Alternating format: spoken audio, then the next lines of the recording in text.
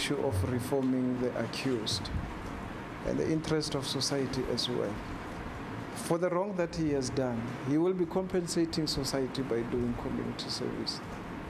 Pistorius' manager, Beat van Zyl, also testified about all the past charity work that the athlete has done. The trial will continue on Tuesday. Pagamile Hlubi, Pretoria. One trial where the Court of Public Opinion has been intense in its scrutiny. It certainly has dominated social media over the past couple of months.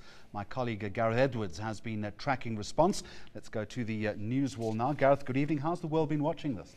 Well, we have to take you all the way back to August 7th, I think, Jeremy, to just get a real sense of how people have actually been looking at this particular trial. We put this small animation together for you. We're going to start playing it for you in a moment. We're going to go all the way from August 7th. Guilty versus innocent is what most people are looking at. 88% in closing arguments, Jeremy, thinking Oscar Pistorius was guilty. Innocent making up some 11% or so from that. It changes ever so slightly. One day later, jumps to 94%. So while the world is watching closing arguments, we were getting this sense of how it was moving. We then go a day later, not much of a change as far as global perception as to what they thought about Oscar Pistorius. However, we then move across to September 11th, the verdict itself. Look at that, bright red, guilty. 87% on September 11th felt he was guilty. And of course, when the verdict came out, 99%. Interestingly enough, Jeremy, not 100%, even though the verdict had itself being handed down as well. Overall, around the world, 4.6 million tweets, if you'd like, 95% agreeing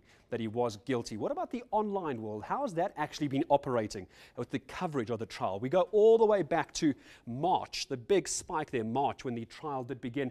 Over 5,000 websites. Jeremy, I know you love your media, close to 6,000 this last September.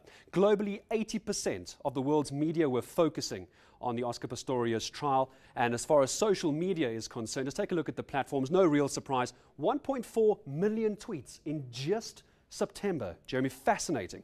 We take you across to just July to October, 1.4 million tweets. There you can see the spike, close to 1 million in September. But look at this, 4.5 million tweets around the world, the blue flashing lights, giving you a sense of where the conversation actually is. What are the words they're using? Oscar trial, Oscar Pistorius, 1% murder. Those are some of the key buzzwords as we use it in social media.